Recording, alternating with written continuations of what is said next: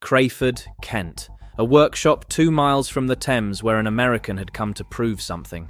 Hiram Maxim had been born in Maine, had grown up tinkering with mechanical things from childhood, and had arrived in Britain in 1882 with a clear purpose. He told people he had been advised by a friend back in America that if he wanted to make a fortune, he should invent something that would allow Europeans to cut each other's throats with greater efficiency.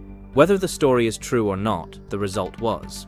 In 1884, in that Crayford workshop, Maxim fired the first shots from the first truly automatic machine gun the world had ever seen. It used the energy of its own recoil to eject the spent case, reload and fire again, continuously, until the ammunition ran out. No hand, no lever, just physics doing the work.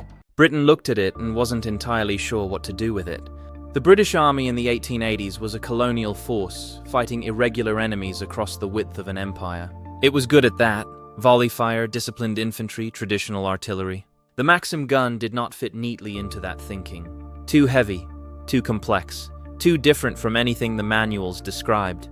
The War Office was cautious in the particular way that institutions are cautious about things they cannot yet categorize. And yet Maxim had a financier. Edward Vickers ran one of the great Sheffield steel dynasties, a family business that had grown over a century from a foundry into an armaments empire. Vickers saw immediately what the War Office was still debating.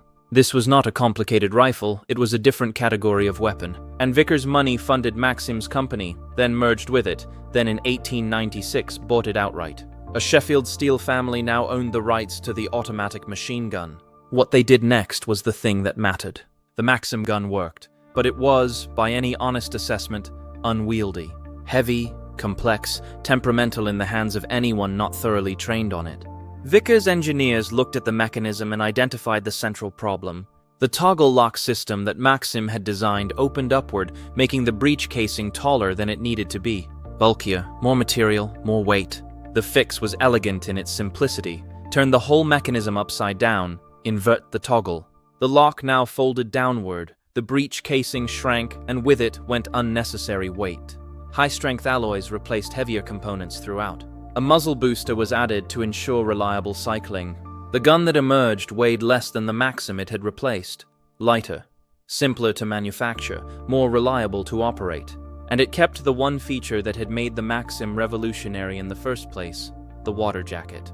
A metal sleeve surrounding the barrel filled with water. As the barrel heated through sustained fire, the water absorbed the heat, boiled, turned to steam, and the steam was channeled through a rubber hose into a condensing can where it returned to water and could be fed back in. The gun could fire for as long as ammunition and water held out, theoretically indefinitely.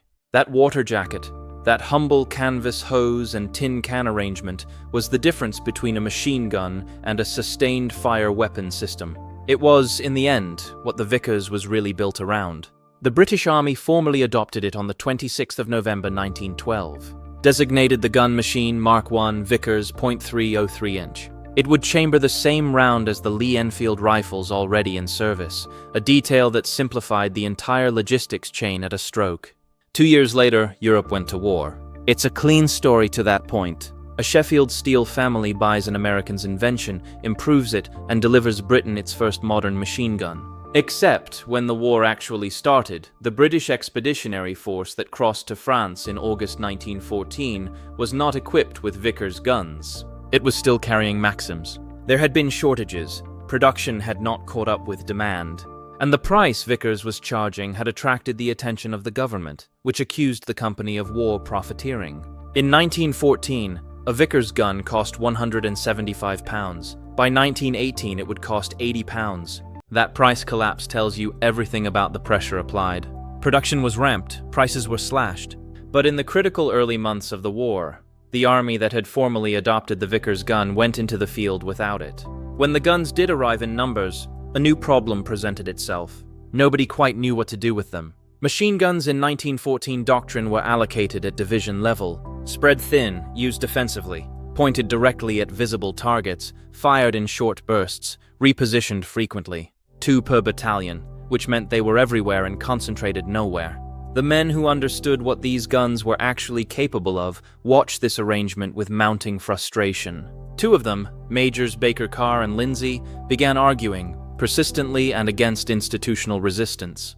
That the machine gun was not a scaled-up rifle, it was a weapons system, and weapons systems needed their own dedicated corps, their own doctrine, their own science. The Machine Gun Corps was formed in October 1915. What the MGC did next was to discover what the Vickers could actually do. And the answer was not what most people expected. The assumption had always been that machine guns fired at targets the gunner could see. Direct fire, suppression, cutting down infantry in the open. That was the obvious application. The less obvious one was indirect fire, using the Vickers the way artillery used its guns, calculating trajectory, adjusting for elevation, firing at targets over ridgelines and beyond visual range. Thousands of rounds arriving at a precise map reference without the crew ever needing to see the ground they were covering. It required special training, calibrated sighting equipment, and a level of mathematical preparation that most infantry officers did not associate with a machine gun. The MGC trained it, practiced it, refined it, and on the 24th of August 1916, at a place called High Wood during the Battle of the Somme, the 100th Company of the Machine Gun Corps pointed 10 Vickers guns at German positions 2,000 yards distant, well beyond any line of sight, and opened fire. They did not stop for 12 hours. The number that comes back from that night is almost absurd: 1 million rounds. That is what 10 guns fired in 12 hours of continuous sustained fire. 1 million. The maths, each gun averaging just under 14 rounds per second, hour after hour. The brass cases piling up, the water jackets boiling, the steam running through those rubber hoses, into those condensing cans and back again. 100 barrels were rotated through those 10 guns over the course of the night. Barrels changed before they could fail, swapped in under fire, the crews working by rhythm and training. Because there was no time for anything else. The specific mission was to disrupt the German counterattack that would inevitably follow the British infantry assault below. Cover the likely approach routes, create a beaten zone that anything German moving through would have to cross. The guns never broke down, not once. Not one mechanical failure across 10 guns, 1 million rounds, 12 hours. The water kept cooling, the belts kept feeding, the crews kept their hands moving. An observer who wrote about it afterward used a phrase that has followed the Vickers ever since. It was, he said, this absolute foolproof reliability that endeared it to every British soldier who ever fired one. It never broke down, it just kept on firing and came back for more. There is one detail from High Wood that the official accounts don't emphasize. The crews ran out of water. Not immediately, but sustained fire at that rate boils a water jacket dry faster than the condensing system can return it. The crews had prepared with extra water cans. When those ran out, they used what was available. Every account from men who served with Vickers guns in sustained fire positions mentions the same improvisation. They urinated into the condensing cans. The gun required water. Water was water. The Vickers did not discriminate. It kept firing. That is the gun that Britain built. A weapon indifferent to the conditions under which it operated. A weapon that required its crew to understand it completely. The barrel changes, the belt feeds, the water management, the indirect fire calculations, and rewarded that understanding with something no other weapon of the era could match: absolute reliability at sustained rates of fire that would destroy any other mechanism on Earth. The Vickers remained in British service for 56 years after its 1912 adoption. It fought in every theatre of the First World War. It mounted on the aircraft of the Royal Flying Corps, air-cooled variants firing through the propeller arc with synchronization gear that was itself a revolution in aerial warfare. It equipped the long-range desert group in North Africa during the Second World War, mounted on trucks, firing across desert distances that its designers in Crayford had never imagined. It served in Korea. It served through colonial emergencies into the 1960s.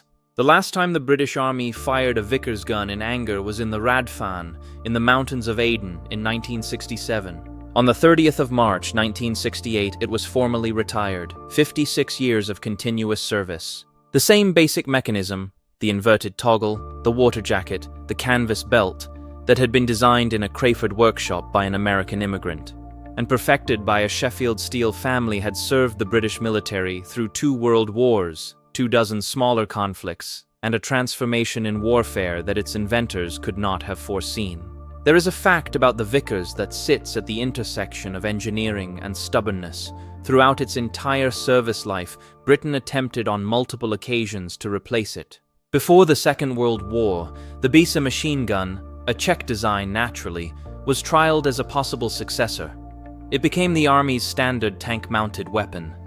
The Vickers remained in the infantry role. Every time the Army looked at replacing it, the calculation came back the same way. The replacement was lighter, or cheaper, or more modern, but none of them were more reliable.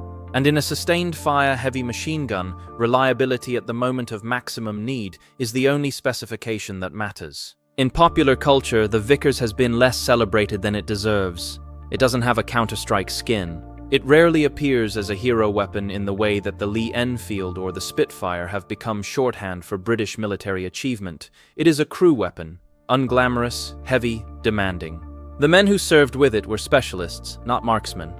Their skill was mathematical and mechanical rather than individual. That made them harder to romanticize. What it also made them was consistently, lethally effective at ranges and sustained rates of fire that no individual rifleman could match. The Machine Gun Corps, the men who operated the Vickers at High Wood and 100 engagements like it, won 7 Victoria Crosses over the course of the First World War. It started as an American inventor's machine, funded by a Sheffield steel dynasty, built in a Kent workshop that the British Army initially didn't know what to do with. It survived accusations of war profiteering, production shortfalls, and an institution that distributed it so thinly it nearly wasted what it had. It fired 1 million rounds in 12 hours without a single mechanical failure. It cooled itself with whatever liquid its crews could find. It mounted on aircraft, on trucks, on fixed tripods at positions the crew could not see. And it served Britain faithfully for 56 years without once being bettered by anything offered to replace it. The Vickers isn't remembered just because it was reliable. It's remembered because in the moment that mattered most, 12 hours of continuous fire over a dark ridge at the Somme, with German counterattacks to hold and British infantry lives depending on the gun not stopping, it didn't. Not once. Not for a second. The gun that Britain built simply kept on firing, and it did that over and over for half a century. If you enjoyed this, hit like, subscribe, and check out the next video right here.